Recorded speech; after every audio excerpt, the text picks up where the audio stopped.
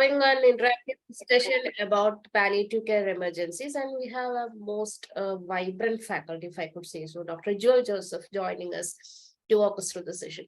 So for formal faculty introduction for the session facilitation, I hand over it to Dr. Sunil Kumar. Sir, over to you. Thank you, Shreya, and good evening, everybody. So we are moving on to a few symptoms which we call it as an emergency in palliative care. Not sometimes it may increase the mortality, but mostly it causes more of morbidity. So the meaning of emergency may be different in different specialties. So we will hear more about this palliative care emergencies from Dr. Jewell Joseph, who is a assistant professor in CMC Vellore, and he has done his MD in radiation oncology from Government Medical College. So he is a faculty for in that academic course from NCG, that is National Cancer Field, and he has a special interest in community palliative care as well as home-based care. So welcome, Dr. Jewell Joseph, and it's over to you. Thank you so much, sir. Good evening, everyone. It's very nice to be with you all after some time. So without wasting much time, I'll just start sharing my screen.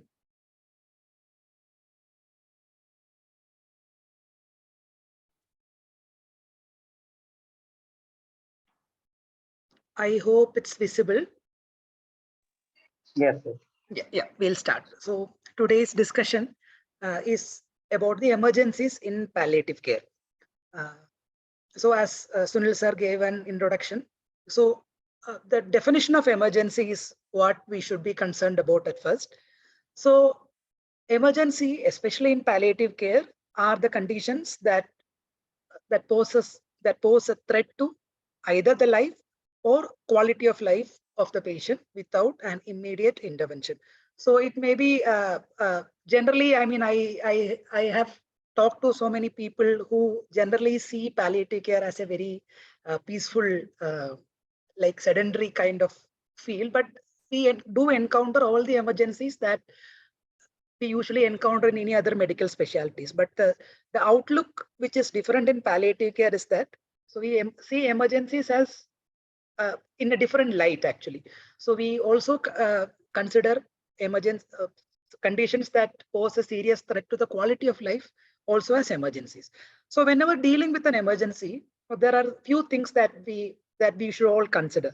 First thing is to identify the risk for an emergency. For example, if a patient comes to you with a metastatic bone disease who has a lytic lesion in a weight-bearing bone, so there is a chance of a pathological fracture occurring in the near future. So we should foresee that emergency and try to prevent it by avoiding weight-bearing on all such measures.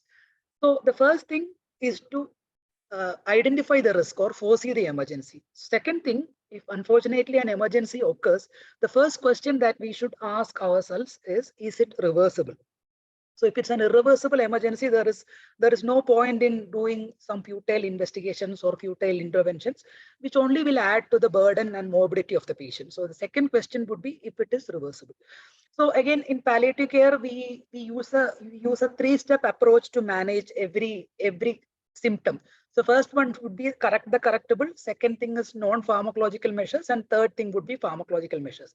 So being in palliative care doesn't mean that we don't do any corrective measures. So anything that improves the patient's quality of life and which can be corrected or reversed should definitely be addressed. So the first question should be, is it reversible? The second thing, even if it is reversible, whether that would provide a meaningful benefit.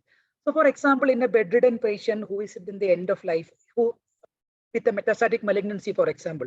So you find that suddenly on one morning, so you find that neurological deficit in one of his lower limbs. The patient is completely bedridden in the end of life. So there is no point in reversing it or trying to correct it, because that is not going to add in any way to the quality of life of the patient. So such conditions we should be able to identify. So second question would be, is there a meaningful benefit even if it is reversible?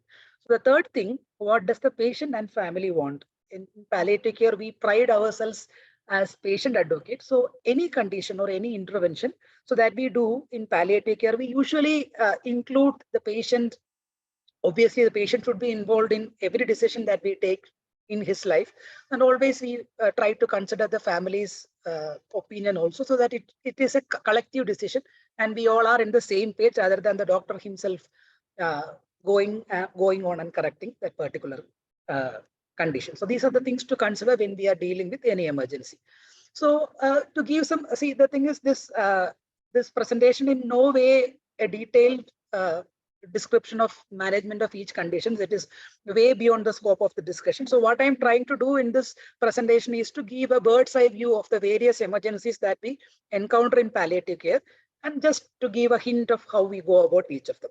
So emergencies can be classified according to the various systems. In neurological symptoms, we usually deal with spinal cord compression, increased intracranial tension, delirium, etc. The respiratory system is mainly airway obstruction and related things. Vascular will be SVC obstruction and hemorrhage. Metabolic, another common thing that we come across in palliative care would be examples like hypercalcemia and hyponatremia. Skeletal would be pathological fractures, and not last but not the least, pain crisis and opioid overdose is another important emergency that we can encounter in palliative care. So first thing, we'll go through each of these conditions very briefly. One of the most common things that we come across in palliative care is malignant spinal cord compression. So as Sunil sir mentioned in the introduction, that emergencies that we deal in palliative care need not necessarily be related to the more mortality of the patient. It's more common. It's more commonly related to the morbidity or increased morbidity of the patient. So the first thing I'm discussing would be malignant spinal cord compression. It occurs in 3 to 5% of the cancers. Most common examples of solid tumors which causes malignant spinal cord compression are prostate, lung, and breast. So these are the most common cancers which are the causes for bone mets. And we all know whenever there is a bone mets, the most common would be the spine, and among the spine, most common would be the thoracic spine. So hematological malignancies would be multiple myeloma, which causes primarily a bone kind of disease.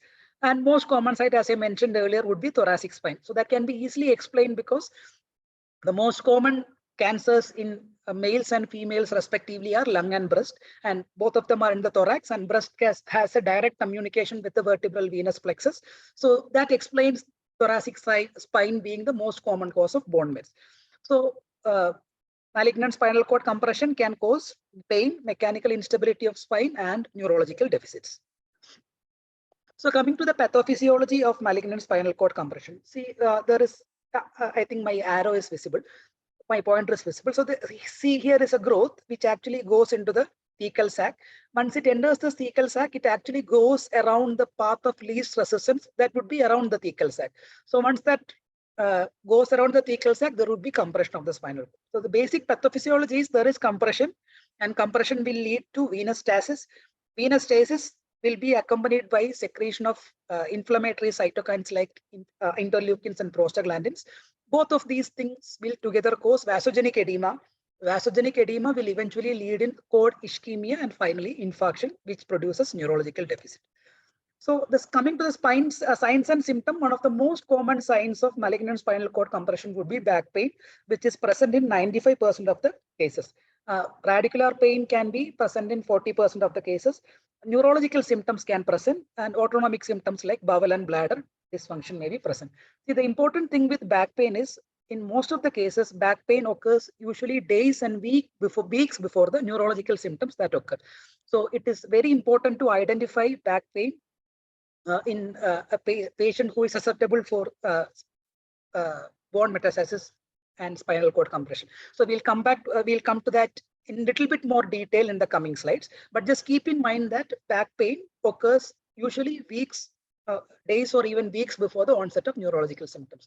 So clinical examination can, we can find some spine tenderness in some cases, and there may be neurological and autonomic signs as well. So diagnosis, the gold standard would be MRI. Because we can see the nerve roots, bones, everything in the MRI. X-ray has a limited value but of course, if there is any fracture of the bone and all those things, fracture of the vertebra and all those things, X-ray would be beneficial. it is important to screen the spine always. So whenever you're investigating a malignant spinal cord compression and you localize it neurologically to a particular region, and rather than imaging that particular part alone, so we should always screen the entire spine, because in 1/3 of the cases, there may be a lesion in other places of the spine also. So it's always important to screen the entire spine rather than imaging the area of interest. So coming to the treatment, so the first thing would be obviously bed rest. So pain can be addressed with opioids and adjuvants. So the role of NSAIDs. So I have put a question mark because whenever there is a bone, there is a fracture or cord compression, NSAIDs usually come as the first choice of analgesics to all our minds. So the question mark here is because in malignant spinal cord compression, whenever there is a neurological deficit or if you are going for radiotherapy on such cases, we usually put the patient in steroids.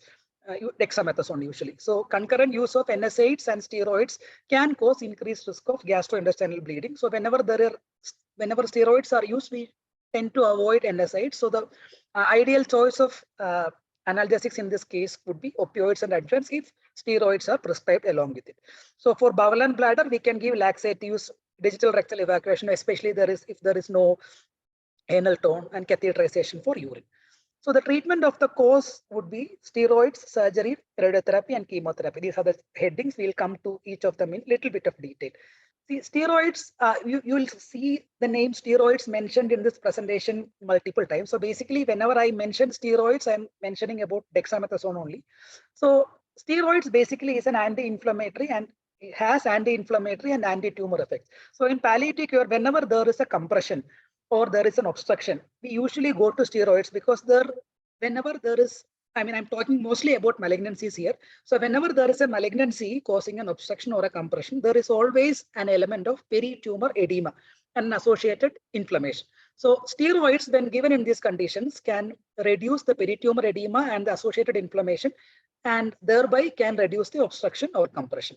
The usual dose of dexamethasone given is 16 to 24 milligram per day, and you can taper it off once a definitive treatment is initiated.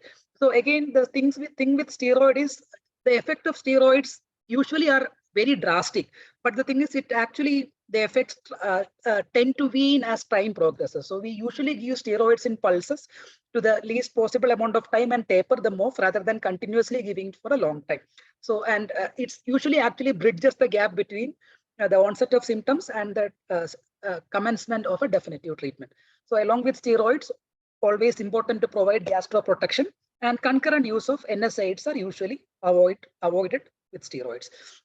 So other treatment options are radiotherapy, surgery, and chemotherapy. So radiotherapy will actually usually given for spine mets when there is fracture, soft tissue mass, everything. So it basically reduces the pain and controls the tumor growth, and it can actually it can actually give a relief of symptoms. Surgery, whenever there is an instability of spine with an associated vertebral fracture, surgery would be an important tool. Chemotherapy, especially as a primary modality in hematological malignancies, where the malignancy responds to chemotherapy really well, and as an adjuvant to radiotherapy and surgery in these conditions. So coming to the first point that we mentioned, that the pain occurs weeks and days before the onset of neurological symptoms. The most important prognostic factor of malignant spinal cord compression would be pre-treatment ambulatory status. And the time of initiation of the treatment from the onset of motor deficits is another very important prognostic factor. It is generally said that if the time of initiation of treatment from the onset of motor deficits is more than 48 hours, it is very difficult to get to the pre-treatment ambulatory status, the normal functionality. So the first 48 hours is very crucial. So this again underlines the fact that we have to identify these patients at the earliest. So as I mentioned, since the pain occurs much before the neurological deficits, it is always imperative that unless proved otherwise, any back pain in a malignancy patient should be considered as malignant spinal cord compression. Always keep that in mind. Never take a back pain in a malignancy patient less seriously, or lightly. So always evaluate it further, and it may be a precursor to a neurological deficit with an underlying malignant spinal cord compression. So we'll just move on to the next CNS symptom, namely increased intracranial tension. Again, it is usually because of metastasis to brain and meninges or a primary brain tumor. So as we all know, the most common cause of a tumor in brain is metastasis rather than primary. So the most common causes would be lung, breast, and melanoma. So these are the things that usually metastasize to brain. And symptoms would be, as we all know, signs of symptoms of increased ICT, headache, vomiting, seizures, altered sensorium, etc. So treatment would be again steroids because it reduces the peritumor edema and inflammation. And osmotic diuresis also we usually give the effects are questionable because it is said that it usually attains a plateau very quickly, but we still give mannitol, for example. Surgery, if there is a single brain metastasis which is resectable, surgery is always an option. Radiotherapy can be either stereotactic radiosurgery or whole brain RT. So if there is a single small lesion, we can always target radiation to that particular lesion and give stereotactic radiosurgery. And whole brain RT if there are multiple mets in the brain which cannot be resected or which cannot be targeted with a high dose of radiation. So then we irradiate the entire cranium to provide symptoms. So again, chemotherapy and targeted therapy are options. So now mentioning about targeted therapy. So recently, especially with carcinoma lung, so there are many targeted agents that currently crosses the blood-brain barrier and alleviate symptoms of brain mets even without radiation or surgery. So the problem with chemotherapy traditionally was that these molecules will not cross the blood-brain barrier, and so that it won't have any effect in brain. But newer agents, targeted agents, especially in CA lung, do cross the blood-brain barrier and alleviate these symptoms. So again, analgesics would be paracetamol and NSAIDs preferentially because theoretically, all opioids can reduce the seizure threshold and can precipitate seizures. And especially tramadol is notorious in this regard. So ideally, it should be paracetamol and NSAIDs. Adjuvants can be given for other neuropathic pain and symptoms. One more thing to keep in mind is that we usually give a lot of antidepressants as adjuvants. Technically speaking, all antidepressants have a tendency or a theoretical possibility of reducing the seizure threshold. So antidepressants in this condition can also be avoided. So we are moving to the respiratory system. The most common usual thing that we encounter is airway obstruction. Airway obstruction can be intrinsic or extrinsic compression by a tumor from the inside or from the outside. It can be either acute or subacute. So subacute airway obstruction is usually slowly developing. It usually presents as shortness of breath or as stridor. Stridor is technically an inspiratory finding. So the management would be oxygen, steroids. The oxygen support, steroids. Obviously, when there is a compression, there will be peritumor edema. The same thing that we mentioned earlier. Steroids, opioids, and benzodiazepines. Opioids will actually, especially in respiratory distress, it will reduce the work of breathing and it will also reduce the anxiety. For the same reason of anxiety, benzodiazepines can also be considered. They act like an anxiolytic and make the patient more comfortable. Radiotherapy. It's a very, very useful tool whenever there is an obstruction because it shrinks the tumor and actually opens up the airways in many cases. Tracheostomy, if there is an upper airway obstruction, tracheostomy can always be an option, especially in sudden onset cases and an emergency situation. But in a terminal patient, tracheostomy needs to be discussed with the family because it may prolong the suffering of the patient without any quality of life.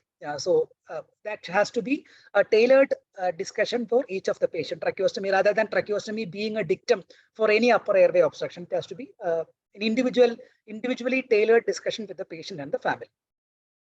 So acute airway obstruction, in contrast to the subacute airway obstruction, is usually very severe progressing dyspnea associated with a hemodynamic collapse. So unfortunately, there is not much that we can actually do in case of the obstruction itself. So our management primarily would be to make the patient as comfortable as possible by sedating him and by offering family education and support. So that is acute airway obstruction. So coming to the vascular emergencies that we usually encounter, first thing would be superior vena cava obstruction. You might all be aware of these symptoms, the classical SVC obstruction picture that we have all come across through our MBBS and postgraduate lives. So this is a typical superior vena cava obstruction. There will be dilated veins in the chest. There will be facial edema. There can even be a conjunctival edema. In severe cases, it can lead to cerebral edema as well. And pulseless JVP, the classic sign of superior vena cava obstruction, can be seen in many patients. So patients would be breathless, edematous, etc. So most common causes of SVC obstruction would be bronchogenic carcinoma, lymphoma, and mediastinal germ cell tumor. So treatment again, the first line as steroids, radiotherapy, and chemotherapy. The same reason that we give them for acute airway obstruction, it will actually reduce the disease. Chemotherapy, especially useful in lymphoma, along with steroids, they respond, and again also in GCT, they respond drastically to chemotherapy. It's always an option. Diuretics is actually a questionable thing. So there were previously practices of giving diuretics to reduce the venous return and all those things, but again the benefits are questionable. Bronchodilators can be tried, but again there is not enough evidence of giving bronchodilators in SVC obstruction. So but the other practical things that we can consider is not to give IV through upper limbs. Because it will only increase the fluid overload and all those things. And we can keep the patient in propped up position so that he or she may be more comfortable. The lying down position will be usually more uncomfortable to the patient. So these are the things about SVC obstruction. So another vascular complication is hemorrhage. Hemorrhage can be either because of tumor infiltration to blood vessels or tumor infiltration of the marrow. Which eventually causes thrombocytopenia. It can also be associated with chemotherapy in rare cases where there is significant thrombocytopenia and bleeding. So it can either, as like in airway obstruction, it can be minor as well as major. So minor bleeds, the management would be general measures including transfusions, vitamin K, fresh fluorescent plasma, etc. Bleeding control can be achieved by medical measures like tranexamic acid and hemostatic RT, again a very valuable tool in controlling bleeding, especially when that is external. If that is a bleeding tumor in the breast or bleeding tumor in the cervix, hemostatic RT would be definitely beneficial. And site-specific management also can be done. Argon plasma coagulation. For one thing that we usually encounter for bleeding is there is a treatment-related radiation proctitis which can cause significant bleeding. In such cases, APC can be considered. Steroid and sucralfate enema in such conditions also is beneficial. So these are the site-specific managements of minor bleeds. So major bleeds, like in acute airway obstruction, if there is a huge bleed from a major artery, so there is a very few things that we can do to control the bleeding as such. So our primary management would be to keep the patient and the family comfortable, in the sense as comfortable as possible, and give them support and holding hands, etc. So we can provide opioids and sedation for the patient. Dark towels usually actually mask the site of that bleed, that gory site, and it will be much more comforting to the family when if they are not seeing the bleeding per se, and support the family, educate them, being with them, all those things that we can do while a patient is having major bleed. So coming to the skeletal system, the one important thing that we usually encounter is pathological fractures.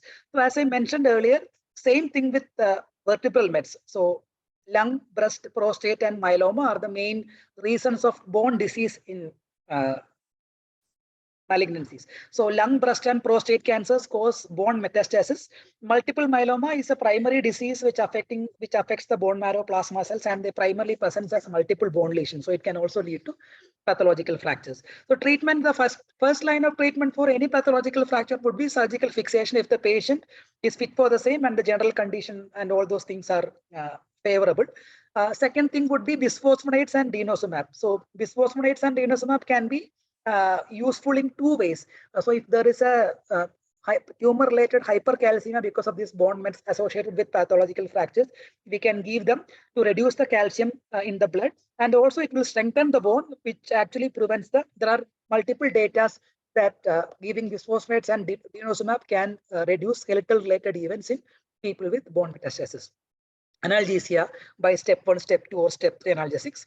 Adjuvants can also be given. It is always said that all bone metastases are associated with a neurological component as well, neuropathic pain component as well. So especially in pathological factors, there may be some associated nerve damage and neuropathic pain component as well.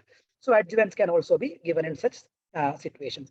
So another important thing is, as I mentioned in the first slide, risk identification. So we should be able to identify the people who are at risk of developing pathological fractures. So there is actually a criteria to predict the risk of pathological fractures known as the Mirrell scoring system.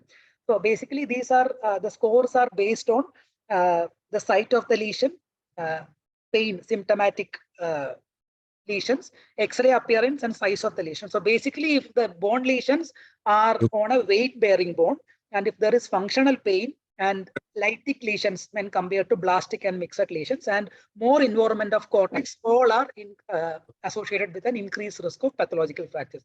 So such patients should be identified earlier, and various measures like decreased weight bearing or even prophylactic nailing or support of the patient should be.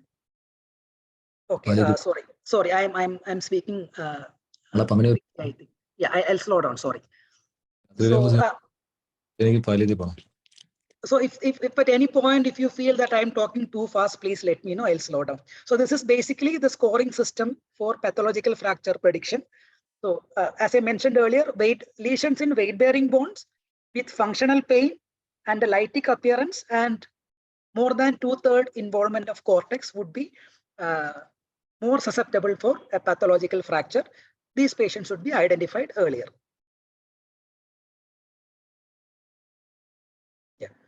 So next thing would be malignant bowel obstruction. So malignant bowel obstruction can occur in 3 to 5% of the patients with the malignancy. So it can either occur from, occur anywhere from esophagus to rectum. The most common site is small bowel. So interestingly, the most common cause of malignant bowel obstruction is not a bowel cancer itself, which is ovarian cancer, ranging from 5.5 to 42%. Because as you all know, ovarian cancer is much more susceptible for peritoneal metastasis, which can lead to malignant bowel obstruction. Colon cancer is next, and other bowel cancers can also cause malignant bowel obstruction. So it is usually a poor prognostic factor, especially in advanced disease, with a median survival of 1 to 3 months in such patients. So according to the extent, it can be classified as partial and complete. So if there is as it's very clear with the diagram, right? So it can be either a partial obstruction or a complete obstruction. So it can be a single site of obstruction or a multiple site of obstruction. And coming to the pathophysiology, so whenever there is an obstruction, there will be a proximal distension.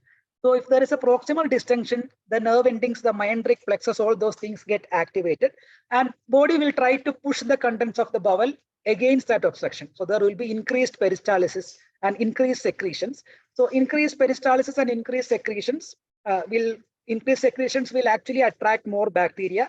There will be bacterial overgrowth resulting in gas production. This will actually increase the proximal distension. So that distension and then increased peristalsis, this would continue as a vicious cycle. There will be pain, bloating, nausea, and vomiting in these situations. So once that goes on for some time, so there will be inflammation. So obstruction leading to distension, and when distension is continuously going on, there will be inflammation. Inflammation will eventually lead to bowel edema. Bowel edema will again increase the obstruction. So again, this thing will go as a vicious cycle. So once this obstruction goes untreated or unchecked for a long time, eventually with all this edema and obstruction and all, there will be bowel ischemia. So whenever there is bowel ischemia, the bowel gets affected, and finally there will be perforation and peritonitis, sepsis, and multi-organ dysfunction syndrome. So this is the natural history and pathophysiology of a malignant bowel obstruction. So see, based on the level of obstruction, the symptoms can also vary. So basically, we classify bowel obstruction as upper GI obstruction and lower GI obstruction. So in upper GI obstruction, the pain is usually in the upper abdomen. In distal GI obstruction, pain is mostly in the central to lower abdominal region. And as you see, if there is an obstruction in the upper GI, it is much easier for the body to take the contents out through the mouth rather than pushing it all the way down to the rectum. So in early GI obstruction, upper GI obstruction, the most common symptom would be vomiting, which will be earlier and severe. In distal GI obstruction, vomiting would be very late because it has to be collected all the way here to come out through the mouth. So in distal GI obstruction, the earliest symptom would be constipation. So vomiting is usually less, and when occurs, it will be late. So distension is usually absent in the proximal GI obstruction because whatever contents get obstructed would be vomited out. And distal GI obstruction, distension would be much more pronounced. So constipation in proximal GI would be less. Distal GI obstruction would be more associated with constipation. So investigation, so the usual investigation that we use to confirm bowel obstruction very quick would be X-ray. So we can see multiple air fluid levels in this. So if you actually want to know the cause of obstruction, the ideal investigation would be to do a CT. It has 93% sensitivity and 100% specificity in case of bowel obstruction. But whether we should go for a CT is another question. Again, it has to be tailor-made with each patient, with discussion with the family and according to the patient's general condition. So one blood investigation that can be proved beneficial would be electrolytes, because if there is increased vomiting, and so there may be some electrolyte loss, so which can actually be corrected, which can usually add to the quality of life of the patient. So electrolytes may be useful investigation in this kind of situations. This is the classical X-ray picture of bowel obstruction. So see, basically, as I mentioned earlier, so we can try to correct the correctables. Next would be non-pharmacological measures. So non-pharmacological measures would be resting the gut. So it is said that 1/3 of the obstructions which actually present to us will spontaneously resolve by themselves. So it is always important to rest the gut, so that give some time and see if the obstruction improves on itself. So it is not necessary that we put NG tube for all the patients. So during my PG times, I am actually guilty of the practice of whenever there is a patient who is coming to the OPD or ward with a bowel obstruction, the three things that we usually do is keep the patient in NPO, put an NG tube and start him on IV fluids. So all these things may not be necessary, because NG tube is only indicated when there is a large volume vomitus, and sips of fluids can be given to the patient. And IV hydration again is a very which should be a very tailor-made decision according to the disease status and stage of life of the patient. And NG tube is not always necessary. Nasojejunal tube in some cases can be beneficial if there is an upper GI obstruction, upper GI partial obstruction. If we can pass a nasojejunal tube through that obstruction into the jejunum, it may be beneficial in feeding in the future. So any obstruction, the gold standard would be surgical measures. The definitive measures would be resection, bypass, and stoma. The palliative measures would be gastric venting and stents. So who are the candidates for surgery is the important question to address. So candidates for the surgery would be patients with single obstruction, good response to anti-cancer treatment, localized disease, young patients with good performance status, and patients with a benign cause of obstruction. So if there is a patient who is not a candidate for surgery, the next thing would be pharmacological measures. So pharmacological measures can be divided under two headings. First, we would try to facilitate the bowel emptying, and if that is not successful, we'll try to prevent the secretions so that there won't be any worsening of obstruction. So facilitate the bowel emptying would be using steroids and prokinetics.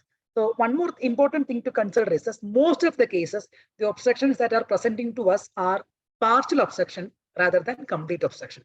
So in such cases, if we can give a trial of steroids and try reducing the peritumor edema and inflammation, these obstructions can actually open up and patient can actually pass stools. So steroids is one thing that we can try. Next would be prokinetics along with steroids to facilitate the bowel emptying. So the important thing with steroids is if you start steroids and if there is no benefit after 2 to 3 days, there is no point in continuing further. So we can stop that.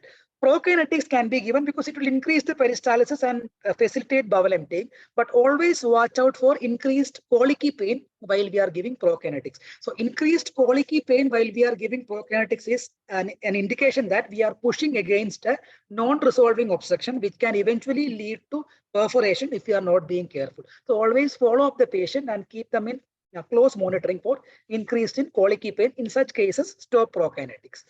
So if steroids and prokinetics are not improving the symptoms, the next step would be to prevent the secretions. So preventing secretions would be by anticholinergics and somatostatin analogs. Anticholinergics, the most common thing we usually use are buscopan or hyoscine butyl bromide and glycopyrrolate. So somatostatin analogs like octreotide can also be used for such situations. So, and again, it is important to treat associated symptoms like analgesics, like pain with analgesics, and antiemetics can be given, like 5-HT3 blockers, even all those things can be given to treat the associated symptoms. So we'll come to dyselectrolytemias. I mean, hypercalciemia is one important electrolyte imbalance that we usually come across, mostly in lung, breast, myeloma, and lymphoma. It can be tumor associated. It can be secondary to the bone lesion with secondary to bone resorption, etc. So the postulated mechanisms of hypercalcemia in malignancy are increased THRP secretion, local osteolysis, excess vitamin D secretion, etc. So PTH is parathormone related peptide. So all these things are postulated as mechanisms of hypercalcemia in malignancies. So clinical features would be neurological features like irritability, confusion, sedation, delirium, etc. There can be anorexia, nausea, vomiting, constipation. There can be polyuria or dehydration as well. So the management of hypercalcemia is primarily based on severity. So based on the blood calcium levels, it can be divided into mild, moderate, and severe hypercalcemia. So mild hypercalcium is 10.5 to 11.9 milligram per deciliter. Moderate hypercalcium is 12 to 13.9 milligram per deciliter, and severe is more than 14 milligram per deciliter. So one important thing to keep in mind when you are evaluating hypercalcemia is to always measure albumin when we are sending calcium. Because hypoalbuminemia can give us a false low value of calcium. So we should actually use a corrected calcium formula in case of hypoalbuminemia.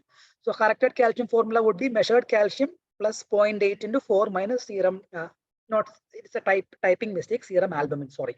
So this would give us an idea about the corrected calcium level, which is usually higher when there is a hypoalbuminemia. So always keep that in mind. So treatment would be again under 3 heads: increase calciuresis, reduce parathormone PTH, and reduce bone resorption. So increased calciuresis can be hydration basically. So when there is mild hypercalcemia, hydration alone can be used as a treatment. So there is a questionable use of diuretics. Diuretics, especially like loop diuretics, theoretically has increased calcium secretion properties. So how much clinical value they have is again questionable. So we can give calcitonin to reduce PTH, and if there is a bone resorption, bisphosphonates and denosumab can be given. They are also helpful in correcting the hypercalcemia of malignancy, and eventually in the future, if there is a bone metastasis and bone resorption, these agents can be really beneficial in such cases. So coming to the next electrolyte imbalance, namely hyponatremia. So hyponatremia can be divided as hypervolemic hyponatremia, hypovolemic hyponatremia, and euvolemic hyponatremia. So hypervolemic hyponatremia would be typically associated with congestive cardiac failure, cirrhosis, etc. Hypovolemic hyponatremia, vomiting and diarrhea, where there is a volume loss along with electrolyte loss. Euvolemic hyponatremia is typically seen in syndrome of inappropriate ADH secretion. So what happens in CCF and cirrhosis is there is increased ADH secretion, so which eventually leads to hypervolemic hyponatremia. Hypovolemia, obviously there will be fluid loss along with electrolyte loss. Euvolemic hyponatremia is seen in syndrome of inappropriate ADH secretion, or an SIADH. So what happens here is there is an increased ADH secretion with an increased reabsorption of free water, but other systems like renin-angiotensin aldosterone system and atrial natriuretic peptide are functioning properly. So they will throw out the sodium along with water to maintain the euvolemic status, but there will be hyponatremia. There will be euvolemia because the other systems actually compensate for increased ADH secretion by natriuresis, by throwing out sodium along with the fluids. So the classical finding in SIADH will be the patient will be euvolemic, there will be hyponatremia or low serum osmolality, but in spite of that, there will be increased excretion of sodium in the urine. There will be increased urine sport sodium. So that is one important clinical feature of SIADH. So coming to the management, so to diagnose hyponatremia, typically the sodium level should be less than 135 milliequivalents per liter. Symptoms would classically appear in a level of less than 120 milliequivalents per liter, and life-threatening complications usually occur less than 125 milliequivalents per liter. So again, it can be divided like in hypercalcemia as mild, moderate, and severe. So the symptoms would be anorexia, malaise, irritability, muscle cramps, confusion, seizures, and in severe cases, coma also. So management, the fluid and depletion of hyponatremia obviously will be providing isotonic fluids, and the hypervolemic hyponatremia would be the underlying causes and all those things. I'll just mention briefly about the management of SID ADH. You would be more well versed in this than myself. So I'm just briefly outlining the management. So the cornerstone would be water restriction. So if we restrict water and see if it is improving by itself, we can give 3% saline in cases, symptomatic cases, and whenever there is a severe hyponatremia. And tolvaptan is one ADH antagonist which can be used for these conditions. So when we are correcting sodium, the important thing to keep in mind is that we should not overcorrect sodium because there is a risk of pontine demyelination. So the correction per day should be 4 to 6 milliequivalents per 24 hours. So you'll all be very familiar with the hyponatremia correction formula. So what you basically find out is the deficit that we get from the lab values will be per liter. So you will calculate the total body water and you will find out the total sodium deficit because by that difference you get through the lab values multiplied by the total body water, and you will calculate the total volume of 3% saline required to correct the deficit, and you will find the time needed for correction based upon the guidelines of how much correction should be done per day. The rate of infusion will be the volume of 3% saline divided by the time needed for correction. So this is how you correct hyponatremia. So last but not the least, pain crisis and opioid overdose is another very important emergency that we can actually encounter in palliative care. But I'm pretty sure that this will be covered in detail in your pain session, so I'm not going into that. But this is one important thing that we always should keep in mind. So we are coming to the end of this presentation. So the take-home message from this presentation would be, so every condition that causes patient distress is an emergency, whether it is a threat to his life or not. Any condition that causes a decrease in quality of life should be treated as an emergency. So the question we should ask ourselves is, will the intervention result in a meaningful benefit? So if yes, by all means proceed. So if no, even if it is a reversible thing, please don't do that.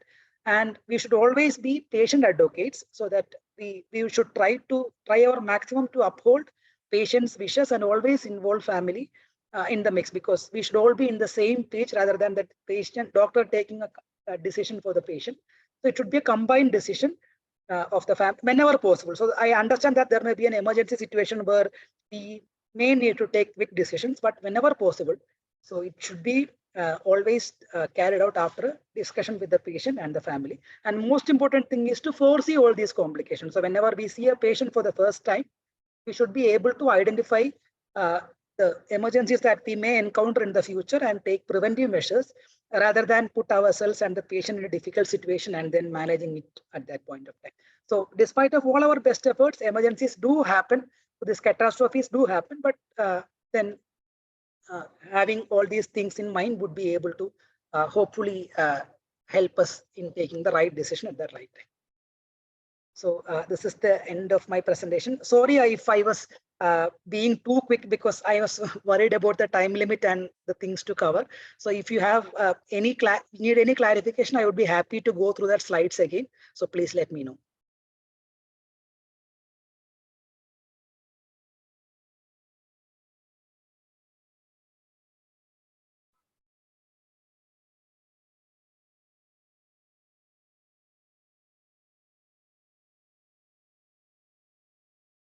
Thank you, Dr. Jewell. I believe we do have Sunil sir. Sunil sir? Dr. Sunil?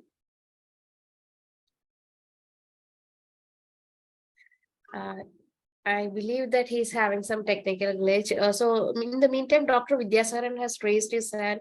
So he might be having some queries for you, Dr. Jewell. Sure. Please, sir. Sir, in case of low-level obstruction, what is the use of Flurex drain regarding some? Can you come? Pardon me, sir. I mean, low-level obstruction. I was able to hear. Regarding the Flurex drain. So we don't usually routinely use it. So that will again be depending on the stage of the disease of the patient, and if there is a very incurable disease and the patient is unlikely to benefit from such things. So we don't usually do that. So in our center, I have never used that. So, so again, it will be a tailored decision based on that. So routinely, it is not something that we use in low level obstruction, especially in an advanced disease. Okay, sir. How do you manage the bone pain in these cases, especially like the spinal mets and pelvic mets? Yes, sir. So, sir, if that is associated with a spinal cord compression, so as I mentioned earlier, it should be a combination of. But if that is only bone pain, so we can go according to the severity of the pain with the WHO pain ladder, step 1, step 2, and step 3. And two things that we specifically do is one, we can consider palliative radiation to that particular thing if that is particular lesion, if that is not resolving the analgesics.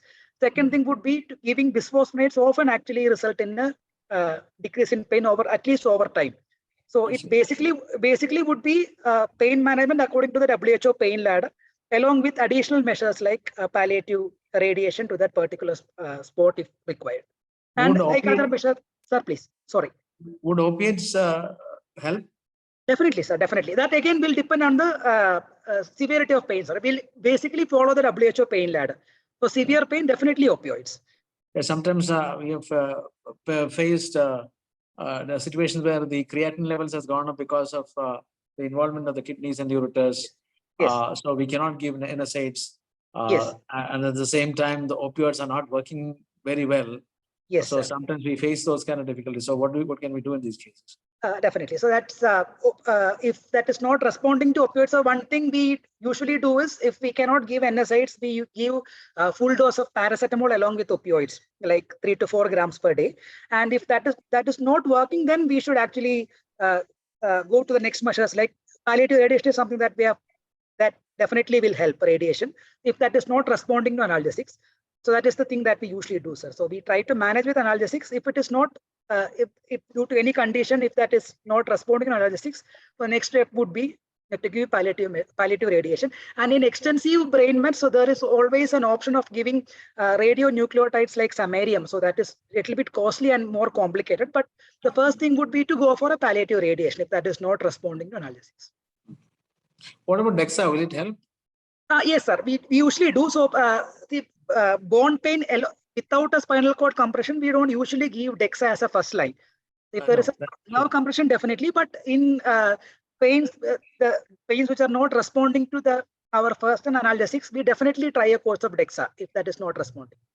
It has helped in many cases also. It's not a routine thing to start with if there is no nerve compression. But yes, in pains not responding to the typical analgesics, we always can try a course of DEXA also. Thank you. Thanks. So what will be the dose of the bisphosphonates and the duration? Bisphosphonates actually, the usual thing that we give would be zoledronic acid. It would be 4 milligram. And it should be zoledronic acid we usually give every 3 to 4 weeks, 3 weeks to 4 weeks. The duration would be if there is a persistent bone mets, it can be continued. So the maximum duration we usually give zoledronic acid would be 36 weeks. I think that is how long the data exists. So it has to be, especially if there is a bone disease, this bisphosphonates and denosumab should be a continuing thing rather than a single thing. So it should be continued along with the further therapy.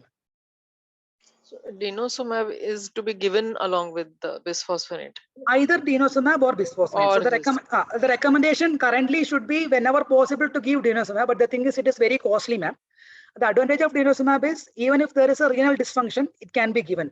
While bisphosphonates are contraindicated in renal dysfunction. In that case, denosumab will be a better choice, but it is very costly.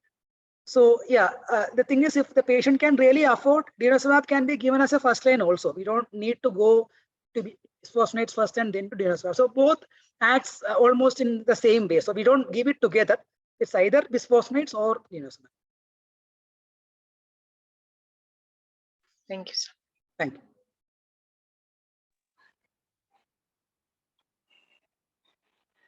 Anybody else have any more questions? Zoledronic acid should be given in admission only or even OP basis or daycare? we can very well give in in OP basis. So it's basically like in what we usually give is in 250 ml of NS over 15 minutes. So we routinely give it in a low OP basis. We don't need admission for giving zoledronic acid. We can give it over 15 minutes. Yeah, that is what we usually do. We give it in 250 ml NS over 15 minutes. Should we pre-medicate? No, we don't need to, because the thing that we should consider is, so before starting bisphosphonates, we should actually do a dental prophylaxis, because there is an increased chance of necrosis of the mandible. That is one thing that we have to be careful. But and before giving zoledronic acid, we should check the calcium levels. There should not be any hypocalcemia. And we should check the creatinine also, because bisphosphonates are contraindicated in renal failure. So other than that, no pre-medications. We can just give it as such. Do we give alendronic acid also for OP patients instead of? We can, sir. I mean, the thing is, that what we usually give is, if that is oral, we give ibandronic acid. IV, we give zoledronic acid. Most of the trials and data are with zoledronic acid only. But yes, any bisphosphonates can be given, but we don't usually give alendronic acid. But we usually practice either ibandronic acid or zoledronic acid. Okay, thank you. Sir, we use steroids for various reasons. When Yes. should we all taper it and stop? Or if we are giving for obstruction, we give for 4 days, should we really taper and stop, or we can just stop like that? And it's not useful. If we Yeah, find even if it is responding, you are asking. Mm. Yeah, the thing is, the effect of steroids tend to wean off over time. So, so if you continue the same dose beyond a week, it is very rare that it has the previous benefit. So what we usually do is we give to the initial dose would be given over a period of usually 5 to 7 days, and then we should gradually, we usually would taper it off gradually. That is what we usually do. even if We it's beneficial. Even if it is beneficial, because the effect would be, so the initial benefit you won't get after a particular time, usually like more than a week. So continuing steroids would be, because again, steroids would have their own side effects, right? Gastrointestinal things and all those things are there. So the risk benefit ratio of continuing the same dose of steroids over a long period of time is not worth it, because there is a plateauing of the therapeutic effect. So in such cases, we rarely give the same dose for more than 1 week. But if we are giving a palliative radiation to brain and spinal cord, we usually give the same dose until the course of radiation, which usually 10 days. So after that, we taper off. But other than that, we don't give steroids in the same dose, even if it is responding for a prolonged period of time. We usually taper them off. But the tapering would be over many weeks. Like for example, if we are giving 4 milligram twice a day for 7 days, and the next would be 2 milligram twice a day for 5 days, 2 milligram in the morning, and something like that. So it has, that course will go over like 3-4 weeks, but the same dose we won't be continuing usually. For cord compression, which steroid should we prefer? Basically in all conditions, we use dexamethasone only. So I think that I know that there are prednisolone can also be used, but generally in palliative care, at least in our center, we use dexamethasone only. We don't use methylprednisolone or something. For cord compression also. Yes, dexa only. Okay. Thank you. So you said if there is hypocalcemia, not to give the bisphosphonates. So how Yeah. do we correct hypocalcemia? I mean, suppose we are doing home visit, and so then how do we correct at bedside the hypocalcemia? We have to give calcium oral tablets, ma'am. So there is no other way, because we cannot give IV calcium also. So we can give an increased dose of calcium, like 1 gram TID or BD also we can give. So it has to be oral. So there is no other way.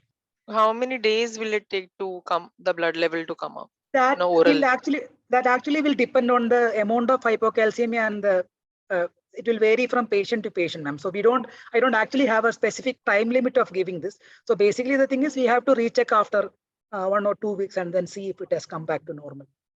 So I don't have a data regarding how much it will take through oral. It has to be, I think it will be varying from patient to patient.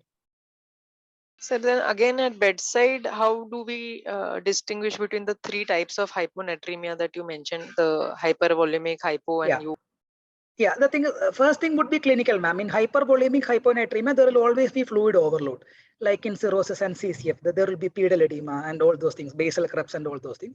Hypovolemic hyponatremia will have signs of dehydration, like dry tongue, reduced skin, turgor, and all those things. Euvolemia would be the patient is absolutely euvolemic. There will be hyponatremia.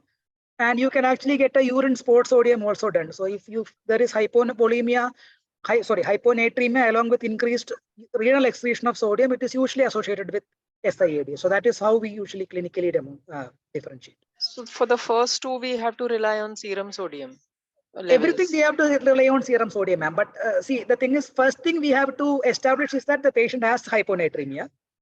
And the second thing would be the other things like hypovolemia would usually be easy to diagnose because there will be some associated vomiting, diarrhea, or whatsoever. So CCF and cirrhosis obviously will be clinically easily distinguishable. So SIADH we can actually only diagnose with serum osmolality and urine sport sodium. Thank you, sir.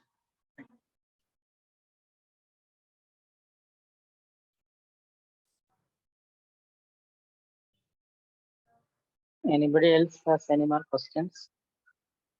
Sir, I have a patient renal cell carcinoma with liver mets and sternal mets. Lytic lesion is there. Okay. Should I, and the primary complaint is she has pain on her, that sternal mets. Okay. And some rib mets are also there. Should I go with zoledronic acid first or radiotherapy for her pain relief? Zoledronic acid as such would not result in an immediate pain relief. So it will help actually, it can help, but it may not result in an immediate pain relief. So if the pain is very severe, I would suggest to go with radiotherapy, and you can give zoledronic acid along with it. So it is not that it cannot be given simultaneously. You can give radiotherapy and give zoledronic acid along with it, but zoledronic acid alone is not likely to provide an immediate benefit for the pain. It may have some effect over time, but not like a meaningful immediate effect, definitely. So in such cases, you will have to go for a palliative radiation. Okay, thank you.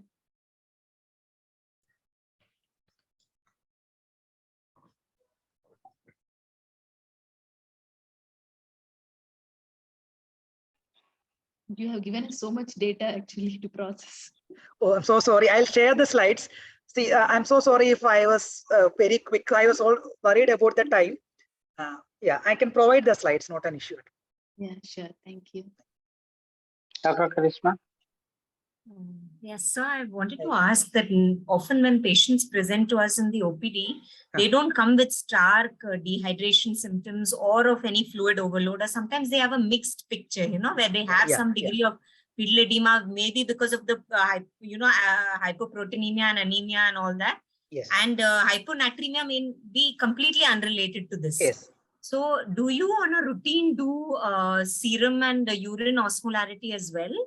Or to diagnose what is the cause of the hyponatremia? If there is a hyponatremia, like the thing is, again, is if that is a borderline hyponatremia, like for example, 131, so we don't necessarily correct it and further evaluate it. So the thing is, but if there is a symptomatic hyponatremia or a significant moderate hyponatremia, we routinely do urine osmolality and sodium. So before correcting, we'll definitely do, because the correction will again depend on this. So SIADH will require fluid restriction, all those things.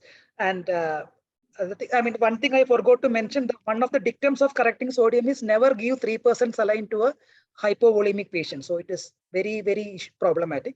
So before correct, if we are planning to correct, we'll definitely do serum osmolality. I mean, unless it is a very obvious thing, like if the patient has been continuously vomiting for the past 3 or 4 days and end up to us with hyponatremia. So all other cases we usually give. So what we usually do for correcting is, first we'll give a trial of IV fluids. So if that is not like a full-blown kind of failure picture with pedal edema, basal crepes and all, we'll give a trial of IV fluids, isotonic fluids, to see if that is a depressional hyponatremia. So we'll see if it is improving. If it is not improving, then we'll do a urine osmolality and serum osmolality and urine sodium. So that is how we usually proceed. We don't necessarily go to that in the first step. The first step would be a trial of IV fluids following these things. But again, if we are correcting and admitting, we'll definitely go through all these things. Thank you. Sir, this is regarding steroids again. The same patient whom I told, she had big liver mets also. Okay. 6 centimeters, 7 centimeter, multiple liver mets. She has Yeah. capsular enlargement and that pain. Yeah. Liver. Yeah. Yeah. For that, if we start steroids, should we take, how long can I continue the steroids for? The same thing, capsular pain will definitely respond to steroids usually. The same thing is that the problem with continuing steroids for a long time is the risk benefit ratio changes. So even if you give steroids at the same dose for more than a week, you won't have increasing benefits. So in such cases, the general dictum is to give to 5 to 7 days and then taper it off gradually. That is what we usually do. So for all conditions. Okay, I can continue with morphine after this small. Definitely. Morphine would also, I mean, it should also be added simultaneously. Morphine is And you can actually give steroids in pulses. Steroids in pulses are more beneficial because you start, get a benefit, taper it off, wait for some time, and if the symptoms recur again, you give it again. So that is how we should usually go about it, rather than just keeping the patient continuously on steroids. Okay, sir.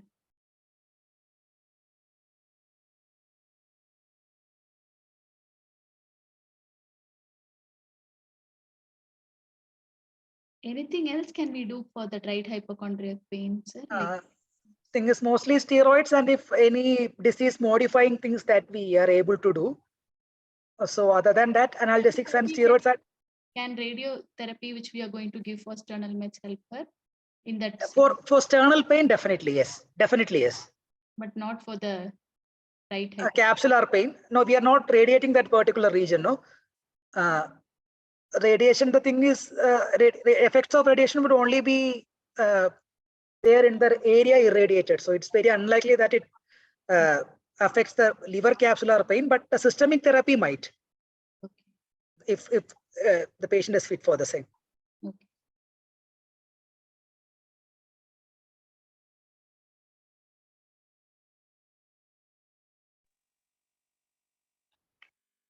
Okay, I think we can move on to the patient story. Supriya, can you share the patient story? Yes, sir. I know we're doing the same.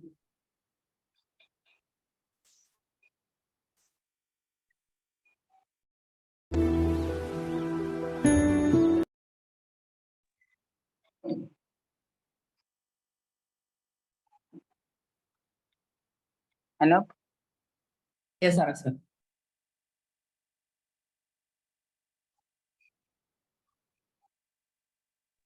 Dr. Hani Susan Rajo. Yes, sir. Am I Yeah, audible, please. sir? Yes, you are. Shall I start off? Yes. Good evening, everyone. Myself, I am Dr. Hani. I am doing DNB Medical Oncology in Madurai.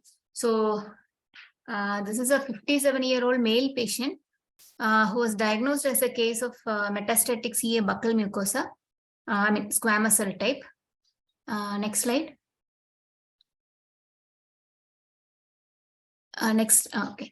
The presenting complaint, this is the current presentation with the emergency presentation. He presented with a strenuous, labored and noisy breathing for the last 2 days.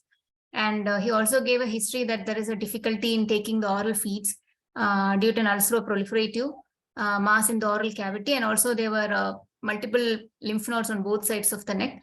And this is for 2 weeks. And there is also neck swelling because of the lymphadenopathy for the last 1 to 2 months. And he's also having diabetes and hypertension. Okay, next slide. Coming to the history, he was diagnosed with a case of CA buccal mucosa in February 2020. And that time he underwent wide local excision, partial maxillectomy and with infrahyoid flap. And post-op histopathology was suggestive of squamous cell carcinoma, PT3 and 2. And then he completed his, after surgery, he completed CTRT with 60 gray and 30 fractions along with weekly cisplatin chemotherapy. And he was on follow-up. But soon, within 3 to 4 months of completion of treatment, he presented to us with local recurrence, and on imaging, there were extensive lung metastases were there. So the prognosis was explained to the attenders, and they were willing to start therapy, and he was started on chemotherapy along with immunotherapy. And this is at the time when, and he completed 3 cycles of the same, and then Initially, he had some response to treatment also. Then after the 3 cycles, he presented with tachypnea with a PS of 3, and there was stridor and labored breathing was there. And the same growth was there, and the neck knots seemed to be increasing. And respiratory system, there was stridor and conducted sounds, and CNS, there was a reduced bulk because of emaciation. Otherwise, examination was normal. Next slide, please. So the treatment, blood investigations were all normal. And because of the stridor, he was taken up for emergency tracheostomy. And during the same sitting, feeding jejunostomy was also done to alleviate the respiratory distress and to improve the feeding. And soon after the procedure, he got symptomatically better as soon as the AOA was created and the feeding jejunostomy was initiated. Next slide. So the psychosocial aspects, this patient, he had a very good family support. His wife, son, and even his brothers were very supportive. And even in the initial diagnosis time also, and later when he presented with metastasis also, and this was said from the brother that the patient was very happy. I mean, the patient also knew the diagnosis and he was happy that he was able to settle all his family and all his commitments. And he wanted to spend the remaining time with his family members, and the family members were also keen on treating him. And they more like they wanted to maintain a quality of life rather than extending the number of days. Next slide. So he, for pain management, he was started on morphine along with laxatives. And the wound, it was foul smelling initially, and daily dressing of the wound was done. It was kind of settling, and other routine medications for diabetes and hypertension were continued along with nutritional supplements. Next slide. So the main concern was the ulceroproliferative growth, which was foul smelling and disfiguring, and emaciation due to poor intake and respiratory distress when he presented with till the tracheostomy was done.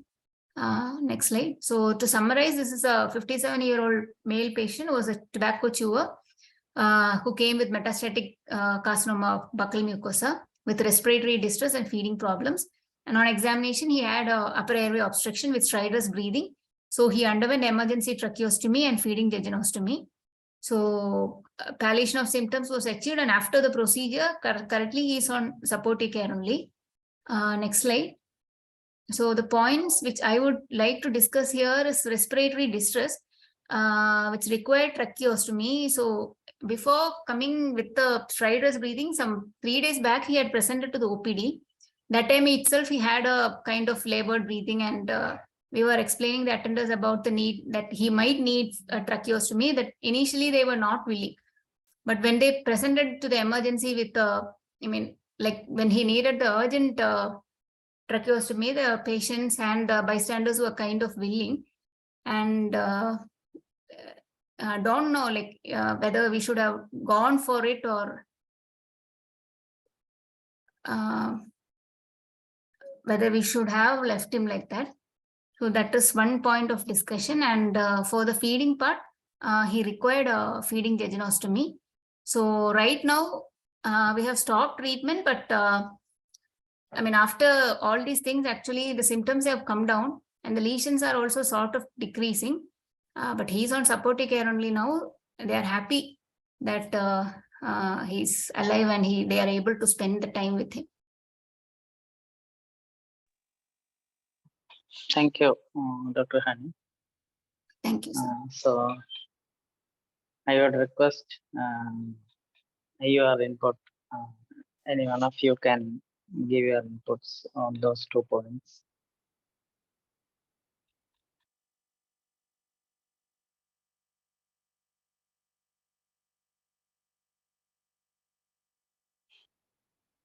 Was he admitted in ICU or where it was done, emergency tracheostomy and feeding jejunostomy? Ma'am, it was done in theatre only. He came, he was admitted to ICU, and then he was taken up for the procedure, and then post-procedure, some 2 hours observation was done, and then he was shifted to ward actually. He was on chemotherapy and immunotherapy before he presented with tracheostomy. So they knew the prognosis, but we have not stopped the treatment actually. And after the procedure and all those things, after the tracheostomy and after all these only, currently he's on only supportive care. Okay.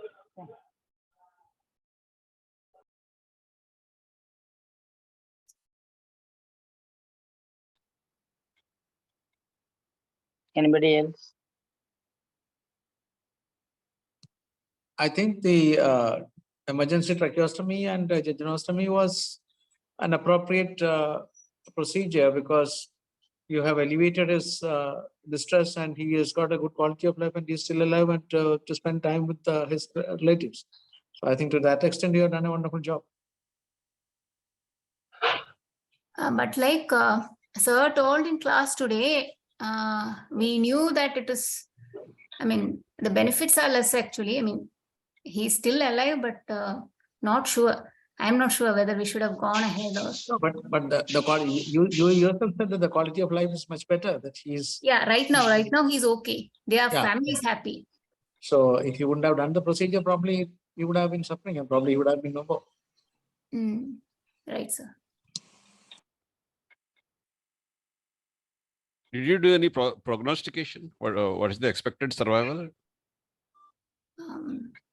No, sir. What is given in through feeding jejunostomy? Nutrition part of it. A nutrition part of it is getting jejunal feeds. We have our dietitian, ma'am. So they have given the chart for him. So they are following that.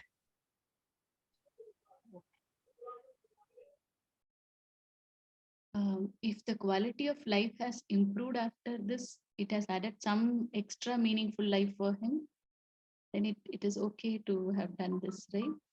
That's what I feel. Yes, ma'am. Like they are happy actually. Okay. That initially, that some 2-3 days they had a confusion before he came to casualty. I mean, when initially we told them that he might need a tracheostomy, they were not willing, kind of not willing and all. Then when they presented to emergency, they were willing. And how was patient taking it? He was also accepting, like he is also. He also accepted, ma'am. Okay, I think then that was the right thing.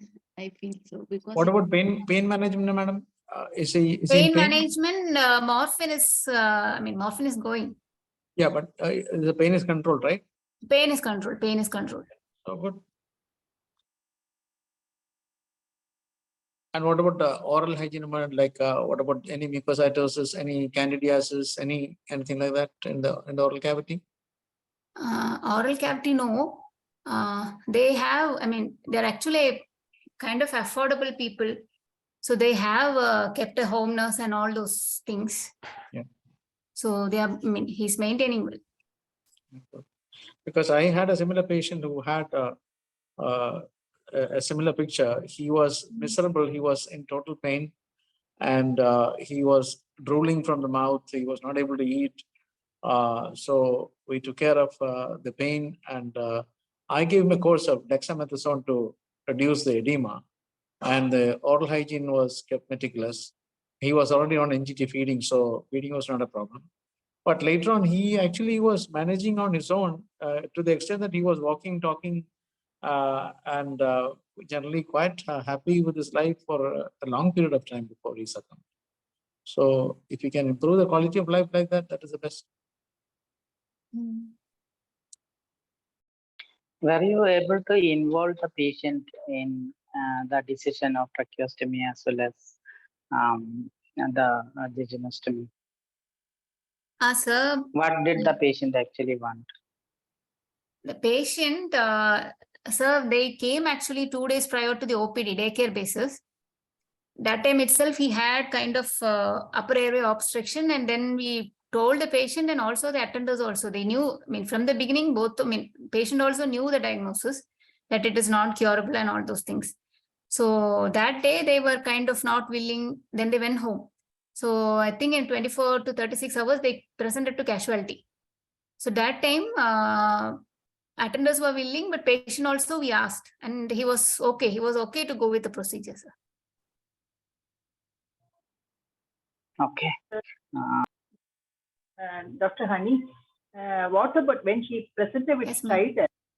You gave any midazolam IV to control, because he came 2 days back also with difficulty in breathing. That we send him back on, I mean, that OPD basis, we send him on steroids actually. We send him with steroids. So we didn't know that he will come. I mean, we expected, but as they were not willing for the, I mean, initially we didn't know whether he will be coming back or not. So we gave steroids for 4 days and then antibiotics and all those things and send him. He's on room air only, tracheostomy. Tracheostomy, he's on room air. He's on room air. Dr. Jewell, what is your opinion? I have always found tracheostomy decision to be very difficult. So I mean, as you said, sir, I mean, it should be the patient's preference first. But I had a very bad experience personally. This is not like, I'm not telling that this would happen in this case, but I had a very a patient. She was actually a hyperpharynx patient. So it was during the starting of my practice. I actually enthusiastically went with a tracheostomy, and then she had a tracheostomy site recurrence, and she was quite miserable at the end. But it can actually vary from case to case, and it's, if the patient really wanted that, knowing the risks and benefit, I think that is the right decision. And one more thing I wanted to add is, Dr. Honey, you told that he had some foul smell from that, no? Yes, so, sir. Yes, yeah, sir. so there was one study that we conducted in CMC. I mean, like my professors conducted. So that was for CA cervix. We gave for foul smell. We gave a course of metronidazole, 400 milligram TID for 5 days, following 200 milligram we keep as maintenance continuously, as long as the disease goes. So it was shown that it actually reduces the foul smell significantly. So that is something that you can consider. So it just 200, a tablet. 200 milligram per day. Per day continuously after a course of 400 milligram TID for 5 days. So whenever there is a relapse of increased foul smell, you can give another course of 400 for TID for 5 days. So we routinely do that for our patients. So that is one thing. That is the sniff ladder, which we already discussed. Yes, sir. Yeah, we already discussed. Okay, sir. Sorry. Yeah. Same thing.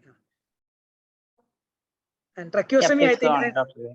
Yeah, Sunil sir will be a much better person with lot of experience. I always find it as when Dr. Honey told that she was confused, I was also really relating to it, because I always find it a really difficult call to make. So how to educate the patient, yeah. But since he knew the risk and benefits, and family also wanted the same, I think you have made the right call. There is no 100% right or wrong answer here, because it always depends on many factors.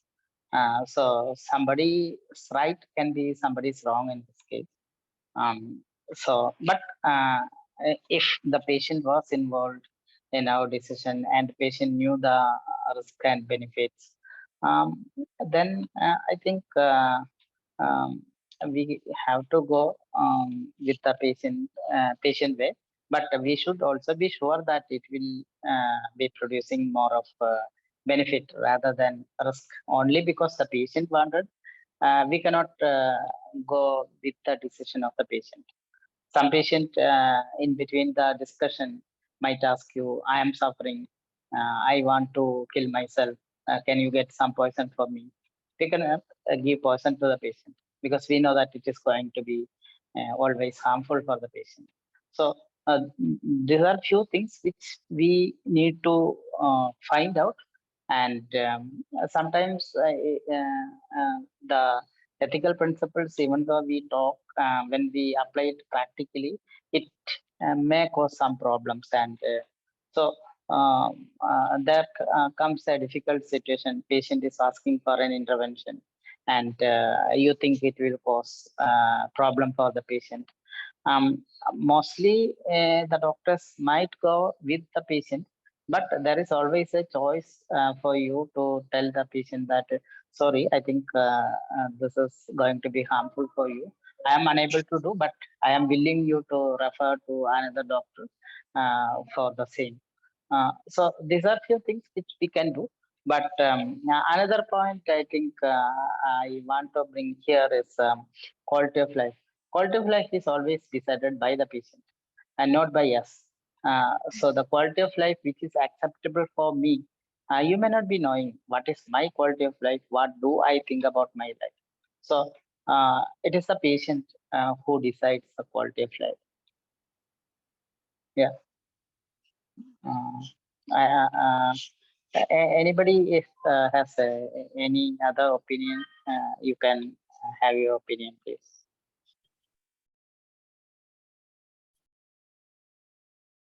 In general, if the expected survival is about 6 months, and if the quality of life is acceptable to the patient and also to the family, I think there is every reason to go with this intervention. Whatever they did was right. Yeah. Thank you. And like last class in psychosocial issues, we discussed some closures or some pending things might be there for them. This might give them some quality time for some wrapping up things for the family Yeah. and patients. Yes. I think that is one important point that Dr. Punita made, because so if that was, we have seen it before a long time that it is going to happen. So we would have had more time to discuss it with the patient, prepare him for that. But if in a sudden thing, so that can also be an important point that the patient will get some time to for some things that has to be done for some closure. But again, as Sunil sir said, it is quality of life has to be decided by the patients rather than us taking decision for them.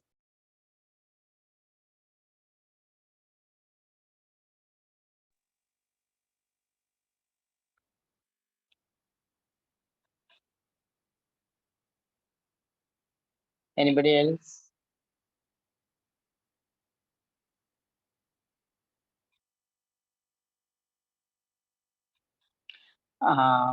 Yeah, Dr. Jewell, do you use any prognostic tool for patients usually?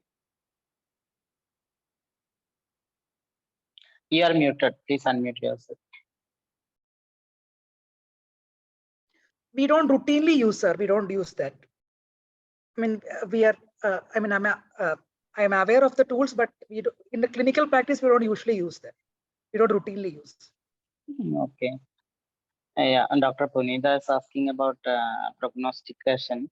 Yeah, prognostication not only includes the duration or the longevity, it also includes the type of treatment you are going to, the amount of money spent by the patient, what are the side effects of that treatment. All those are included in the prognostication. But when usually we talk, we usually talk about the longevity when you talk about the prognostication. But there are many prognostic tools, even the ECOG, the Karnofsky performance scale. There are many other prognostic tools, Australian modification of KPS, Karnofsky performance scale, palliative performance score. So there are many, and these tools just give the probability of living up to some time. So you have a chance of living 3 months is up to 50% or 60%. This is the way the prognostication is usually done. And there are many web-based tools too. So you have to just enter the data into the tool, and that will give the probability. So even though it is there, I think many a times I think it is not used commonly by anybody, but some people might use it. Sir, just one thing, when I told we don't use, I was actually referring to the web-based tools. So ECOG we routinely use as for assessing the patient, but web-based tools we never use. Sir, when patient or family is asking, like not patient, family, like how long this will go on and all, how do we start the communication? Like how to answer, especially we are non-oncologists, we are doing palliative. Yeah. First of all, you have to tell the caregiver that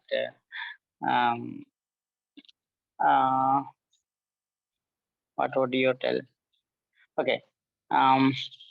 You have to actually find out why they are asking the question. First of all, you have to explore because sometimes we don't know why they are asking.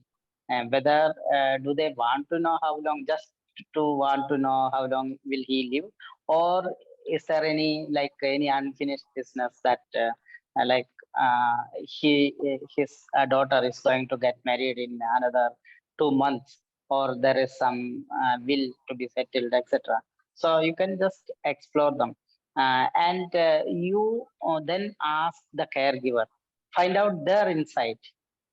What do you think? What is your feeling?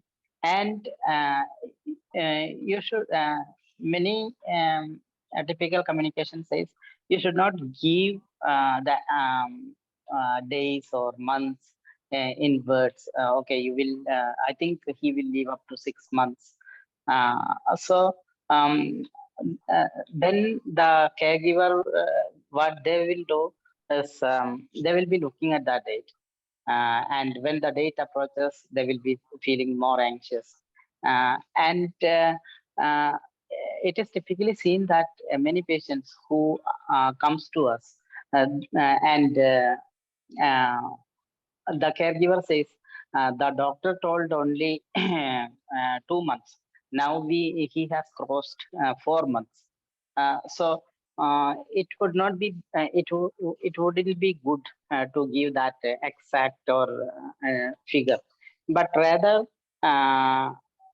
it would be good to say that first of all, you will ask them. In palliative care, what we say is either you can give a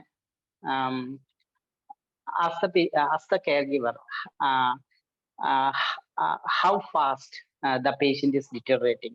Is it day by day, or is it week by week, or by taking months? So if the patient is deteriorating day by day, that means he has only days to live. If he is deteriorating by weeks, the patient has weeks to live. And if he is deteriorating by months, he has only months to live. So you are not giving any correct answers. But then days, weeks, and months, that will give the caregiver an uh, approximate time or time period for which the patient might live. So if they have planned something, you can also, if you think that, okay, this patient is going to die in a few days, then you have to tell the caregiver that, okay, if that is in your mind, I would advise you to make it fast. So this is what usually advised. And sometimes you can give a best situation and a worst situation. Okay. So these are the two approaches that is usually given. For this only, I was asking about prognostication, sir. One thing I just want to add is, if you find out from the caretakers that they are not asking it for any specific purpose, like Sunil sir mentioned, like a wedding or will, or they are just asking to know how long the patient is going to be with them. So one thing we can tell them is we can take it day by day, rather than just worrying about the next day. So what can be done to make the patient as comfortable as possible today, we'll do, and whatever comes tomorrow, we'll face them. That is when they are asking just because they know how long the patient would stay with us, and without any specific thing in mind, like a marriage or a wedding or something needs to be done. So in such cases, we can actually tell them that also, just to relieve their anxiety.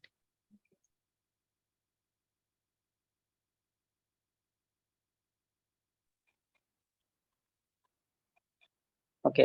Sir, is it yeah. okay if we ask the caregivers, is there any particular reason that you are asking this question? Is it okay to ask them? Yes, you have to find out. Actually, that is something which you need to explore when they ask that question. Is there any specific purpose, or why did you ask that? So that is something you need to ask the caregiver, or not only to the caregiver, whoever asks you that question, you have to explore. So they might have something specific in their mind. We don't know why they ask that question. It depends upon the situations also, sir. I mean, like, I'll give two examples. One was a lady who was advanced CA breast with lung mets, and she was dyspneic all the time on continuous oxygen therapy, and but she was pulling on. And the children were in Canada, and the son had come, and the son kept on asking, how many days, how many days? I said, I can't say that. But then I asked, what is the reason? But then he said that he's going to get married. So should he postpone the marriage, or how is it, whether she's going to get a better? I said, in that case, you prepone your marriage. I said, he was having it somewhere in December. This wasn't like in June. I said, you prepone the marriage so that, your mother will be able to attend when she is all right. Like, at least she is able to see the marriage. So he did that, and she was able to attend the marriage. She was very happy. Within 2 weeks after the marriage, she was gone. So son was also happy that she was able to attend the marriage. So we cannot say how many days they're going to be with us, but at least, as you said, if you know the reason why they're asking, then we can at least try to give them an answer as to what is the best way to face that. Secondly, like today, I had a patient who was asked to come and see the patient. I went and saw the patient. She was actually gasping. She was going, and the son, the daughter, everywhere were surrounding her and saying, "How is she?" I said, I had to tell them that she is going, because there was no time, and within 2 hours she passed away. So these are situations which we sometimes face in a very unique way, but then we have to deal it as it comes. No, what I meant was, if the patient is, if we know that patient is actually actively dying, then we have to actually tell them that. There is no doubt about that. Yeah. I mean, it depends upon the situation. That's what I was saying. No, yeah. There's no hard and fast rule that this is how we can do, but we had to look at the situation and manage it accordingly. Sir, yesterday I had a patient like stage 4 CA lung. Patient was in type 1 respiratory failure. He was breathless. He was on NIV. And the pulmonologist had called me to ask whether he's in severe distress and pain. Skeletal meds were also there. The family was not willing for intubation. So patient was kept on NIV in the ward. And he is in pain and distress, dyspnea also. So I had asked them to give 1 mg IV morphine. The situation was already explained to the family, and family was not willing. So pulmonologist himself, this was all phone conversations only. He told life expectancy is very less, like less than a week or so only in this case if he is proceeding without intubation, life expectancy.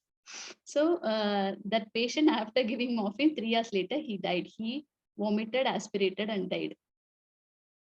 So the pulmonologist was feeling very guilty that because we gave this morphine 1 mg, patient died. And we had a long discussion last night. Then I had to tell him that at least he was not in respiratory, feeling breathless and died. It's okay. He would have been you have given peace only to him. You calculated the life expectancy as less than 1 week without intubation. They have signed a DNR, they did not want intervention. You had kept him in ward and all that. I just want your comments on that, sir. Yeah, this is a very difficult situation. So, just want to ask you, if the patient was not on NIV, then what would have happened? Will he vomit it out? Sir? The patient, as the patient is on NIV, yes, he was unable to vomit it out. Yes. If he was not on NIV, he would have vomited it out. Yeah, yes. isn't it? That is there. And also respiratory fatigue. Slowly he was going to type 2 failure also. He was getting respiratory fatigue also. Without NIV also he wouldn't survive. Even though the pulmonologist has calculated it as 1 week, he may not have 1 week. We don't know. But whatever we did was with a good intention of relieving his suffering, isn't it? Okay. So that's the thing which we have to keep in our mind. Okay, I did it because I wanted to relieve the patient's distress. Okay. And it is not for him to vomit and to get aspirated. That was not our intention. And if you look at the medical practice, everything has side effects. It is not only the benefit. So we do anything, medications or give medications or do any interventions with our good intention, but sometimes bad can happen. Actually, so this is known as a principle of double effect. But side effects will not be called to explain the principle of double effect. Only for the serious problems, we will call the double effect, principle of double effect. So in this patient, two things, as I told you. One is principle of double effect, and the other one is, I think the mask on his face might have caused the aspiration. Sir, should I have given subcutaneous morphine instead of IV or? No, was the patient already exposed to any opioids, or was this the first time you gave opioid? This is the first time, sir. Is it because of opioid the patient vomited? No, his abdomen was like distended with NIV. He was going into fatigue. So that's another thing that you have to be careful. We can't then only tell it is because of morphine. So, but what I would suggest is, if you are giving opioids for the first time to a patient, administer antiemetic like metoclopramide for the patient, and then administer opioid. The route, either subcutaneous or intravenous, or even if it is oral, it is going to be the same when you expose the patient for the first time to an opioid.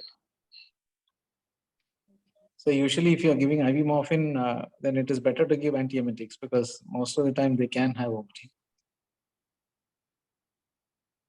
This patient was on Emiset, but Perinom I had given. Maybe I should have added Perinom before giving morphine. No, that doesn't matter. If he's on Emiset, I don't think Perinom would have made a difference. So if he's already on ondansetron, basically it acts in the chemoreceptor trigger zone. So either Emiset or Perinom would work for that. So oral we usually give prefer Perinom because it has a stimulatory effect on the bowel also. It will prevent constipation also in some way.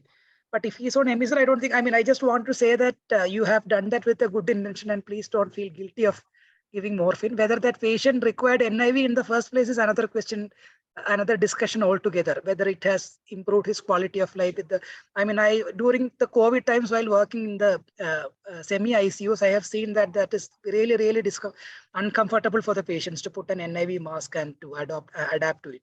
So that is a discussion altogether. But as sir mentioned, like the principle of double effect says, since you have done it with a good intention, I don't think there is any need to be feeling guilty about what you did. I just wanted to tell that. I mean, having gone through similar situations, I just wanted to tell that. And in such scenarios, midazolam will be good or morphine will be good for relieving respiratory distress like dyspnea and discomfort? So in case of refractory breathlessness, opioid is the drug of choice. And benzodiazepines, which can be given, but it will have its benefit if the patient has a component of anxiety. Otherwise, if the patient, if you want to sedate the patient, that is palliative sedation, then benzodiazepines can be used. But the first drug of choice for refractory breathlessness is opioids. Midazolam helps in taking care of the anxiety more than the respiratory distress in such cases. So what should be the dose of morphine IV in this refractory dyspnea? The dose of morphine which is required to relieve breathlessness is always less than that is required for pain relief. So maybe 1 to 2 milligram might be the optimal dose for the required to relieve the breathlessness. For IV, otherwise oral 2.5 like 2.5 to 5 milligram.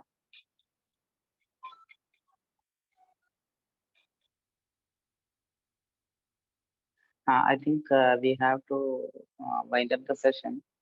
So I would like to thank Dr. Jewell Joseph for an excellent and interactive session. And thank you, Dr. Hani, for bringing up a patient story, and which included many topics, ethics, emergency. So thank you, Dr. Hani, and thank you everybody for your active participation.